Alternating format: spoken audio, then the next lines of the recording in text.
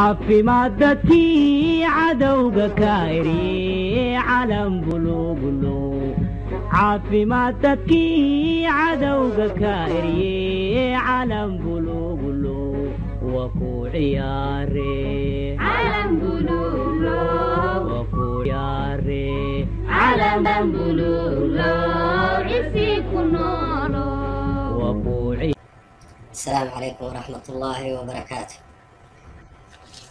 الحمد لله وكفى والصلاة والسلام على النبي المصطفى وعلى آله وصحبه ومن اهتدى،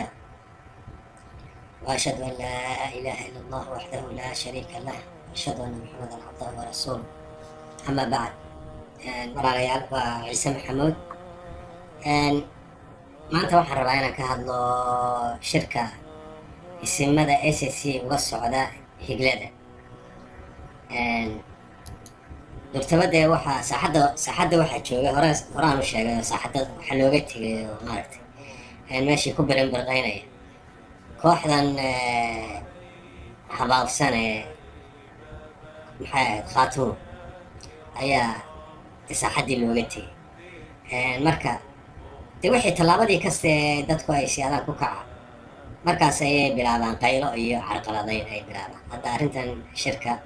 durtaba way bilaabeen, hadalladoodii xumaa iyo waxoodii bay bilaabeen. marka sidaa awgeed waxaan dadkana ku boorinaya, aniguna aan rabaa inaan shirkan horena waan u soo dhaweeyey, haddana 100% baan soo dhaweynaya. waxaana qabaa shirkan inuu yimi waqti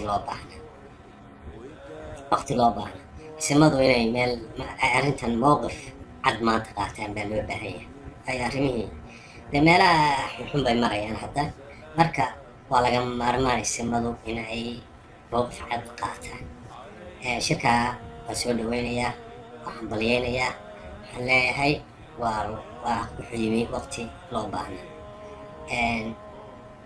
marka waxaan rajaynaynaa inay ka soo baxaan wax guulah oo maaragtay lagu qabto shirweyne dambe. dabcan hordhac weeyaan, waa shirweyne siday isimadu hore ugu baaqeen, waa hordhac shirweyne la doonaya dadkao dhami inay isugu yimaadaan. shirweynahana anigu hore dee waan ka hadlay, waxaan qabaa shirka maanta inaan maaragtay cid walba lagu soo dhaweey, balse dadka wada danta deegaanka oo keliya in maaragtay shirkaa lagu soo dhaweeyey. waayo haddaynu maalin walba de nin danaale aynu soo meeshii hoosta soo gashano oo inahno taladii ka qayb gelino, berrina uu meel kale ay nala qabto, dee waxba maynu faa'iidin. marka dadka maanta waa in la kala baxaa, dad maaragtay la hubo waa in maanta shirka kan ay isugu yimaadaan. alxamdulilah deegaanka intiisii badnayd de waxa weeye waxaana khaatuma ha ahaato ama kuwan somaliland si biqbiqla ha ahaato, wax macno ay samaynayaan ma jirto. deegaanka dadka shacabka waa xooyaan waa halkiisii, wuxuu la'yahay waxuu taliyuu la'yahay, hoggaan buu la'yahay. marka insha allah waxaan rajaynayaa shirka isimada iyo kuwa ka dambeeyada inuu ka soo baxo hoggaan maaragtay. dad badan oo maaragtay dibadaha oo xoogogaal aan ahayn ayaa kuwa kan khaatumadu markay meel walba xaflado iyo meel walba ay ka wadaan oo qayladoodii badatay waxay u haystaan deegaankan inay khaatumo waxaanahayn aanay jirin. marka waa in arrimaha laga hortagaa. waxa dib macno ay soo kordhinayso ay talayso inta soomaalidu way ka warhaysaa, ama somaliland ha ahaato ama dowladda kale dalka ha ahaato ama puntland ha ahaato, soomaalidu way ka warhaysaa. laakiin mushkiladu waa dibadaha, dadka ajaanibka mitala sida beesha caalamka oo kale iyo waan waxba kala ogeyn. waxaan maaragtay marba qoladii qayraysa moodaysa inay yihiin kuwii wax matalaya. marka si aan taa u beenino waa in hoggaan la helaa deegaanka ah. saas ayaan rajaynayaa insha allah. garaad jaamac garaad ismaaciil oo shirka ka qayb galay ayaa maalmo dhaweyd maaragtay dhowr xafladooda tegey, hadallo aan looga baran ayuu ka yidhi. aniga garaadka waa ka yaranaya xumaa, laakiin hadallo aan markii anigu u qaatay inay tahay boorin, dadka uu boorinay ayuu ka yidhi. taana waan soo dhaweynayaa. waxaan leeyahay garaad adigu dadka wuu canaantay, wuxuu yidhi maaragtay wax walba laydin qabay idinkii baa dee waxba noqon waayo. marka waxaan leeyahay garaad dadku waxba ma noqon waayo, waxay waxa la qabtay aan marnaba hagaagsanay marnaba waxaynu qabanay ma hagaagsanay mar walba waxa weeyaan belaynu wixii gacanta u gelinay ascaanood baad buurtaa darwiishkaad soo dhigtay ciidamo laakiin dee ciidamada yaa ku hoos jiray telefoonaa kasoo horreeyey magaalada uga soo horreeyey wax walba galaayaa kugu hoos jirtay soomaadka waa kuwa maanta dee cadaystay kule somaliland baan ku socon hore waad ogeyd ciidamadii xudun baa laga joojiyey lacagtii waxaa si loo jebiyey taleex baa lagu dagaalami waayo amar cali khaliif ka soo baxay buu ahaa haye meel walba saasaa iyagaa uga cararayay waxaasna waxay ahayd somaliland kaalaya qabta meeshaan anoo ka tagno qabta unbay siyaasadeeda hadda unbaa dadka caamada ay fahmeen laakiin daaweynta wax garaday awalba waa ka qaylinayaan way fahamsanayeen marka taas waa taa oo garaad marnaba lama helin insha allah waxaan rajaynaynaa talaa maaragtay dadku ay belaaban ku dhex jirtay insha allah maanta hoggaan hagaagsan oo aan lagu dhex jirin baan rajaynaynaa inaad shirkaa ku samaysaan oo aydin deegaanka keentaan saas ayaan rajaynaya hadadaadana anigu dhiirgelin baan u qaadanayaa hawla aad intii kulley muddo aad naga maqnaydna hawla aad qabatay oo runtii aad fiicneedaa jiray tusaale ahaan midaynta maxamuud garaade waa arrin aad ammaan ku leedahay waxaad dhulbahanta weynena dee taasoo kalea lagaaga fadhiya midayntii maadaama tii maxamuud garaad ku guudaysatay tii dhulbahanta weynaa lagaaga fadhiya meesha somaliland warkeedu waa iska cadyahay warkeeda dee in badan baynu ka hadalnay ku noqon mayno somaliland wax dana oo ninna ugu jirtaa inoogu jirtaa maanta ma jirto midna ogaada soomaaliya burburkii jabhadaha burburiyey jabhadihii maanta maamullo iyo waxbay isu bedbedeleen laakiin hadaf qolo qanacday ma jirto wax qabiil bay ahayd awalba qolo qanacsani ma jirto qolo walba waxay ku qafileen wixii ay markii hore dhibaatada u galeen ayaa ku qafileen tii way suura geli weyday dee muquunin dadkii la muquuniyay way ku suura geli weyday marka waxaa la bilaabay hadda maaragtay siyaabo kale xitaa baryana ha ahaatee in wixii qof buu doonaya qofkii inuu somalilandna arteedu waa sida arrimaha kan khaatimo iyo iyagana dee horaan uga soo sheekeeyey arrintan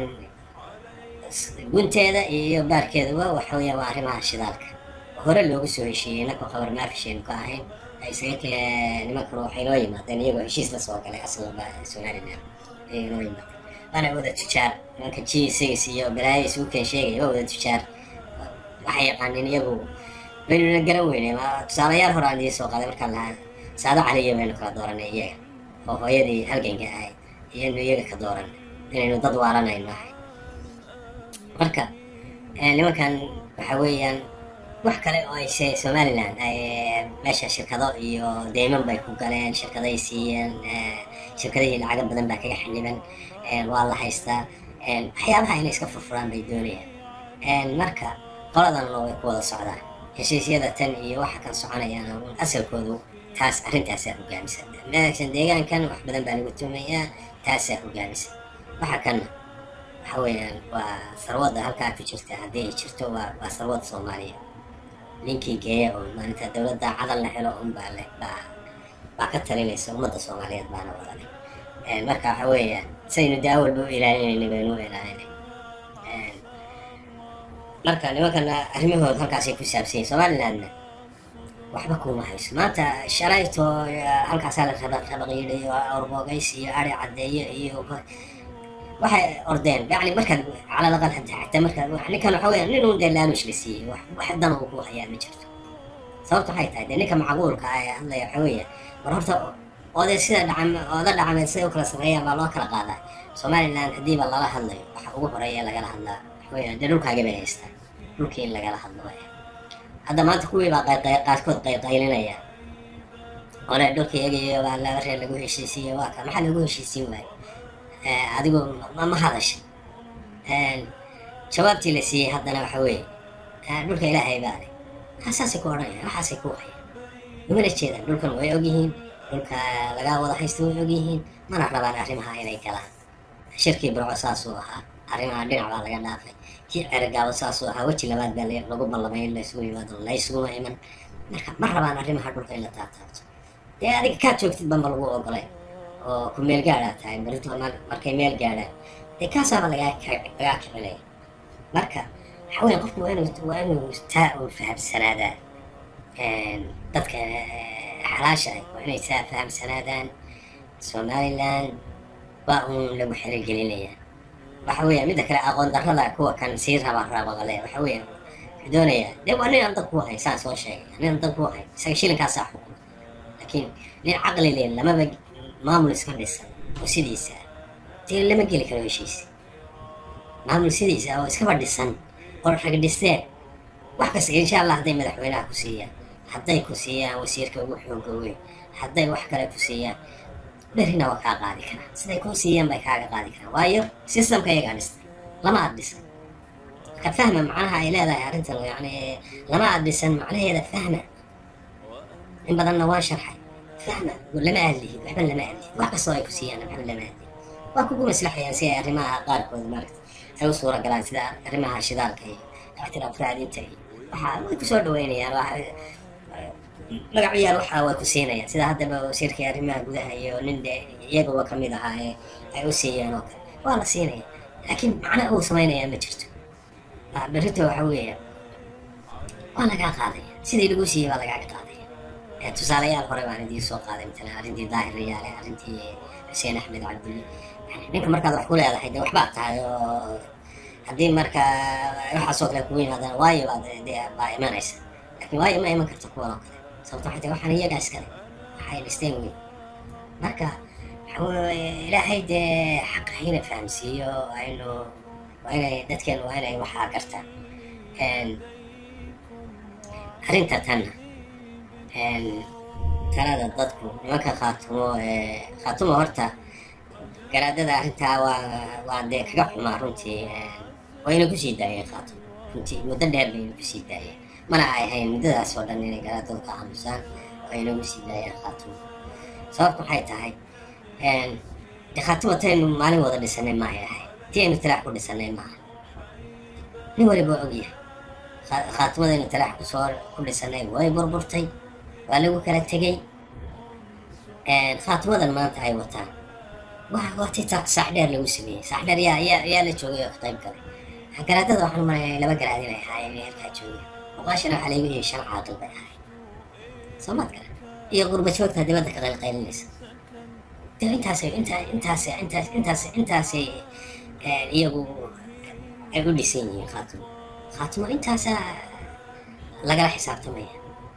laakiin tii aynu inaku mar wada samaysanay ku kala tagnay khaatumada maanta maaha khaatumadii talax waa khaatumadii sax dheer ama somaliland ha u galeen ama jini ha u galeen iyagay jirtaan iyaga iyo taageerayaashooda waxay nagu soo kordhinayaan xataa kuwa kasoo hadhaya lahda badbaado iyo waxay nagu soo kordhinayaan ma jira marka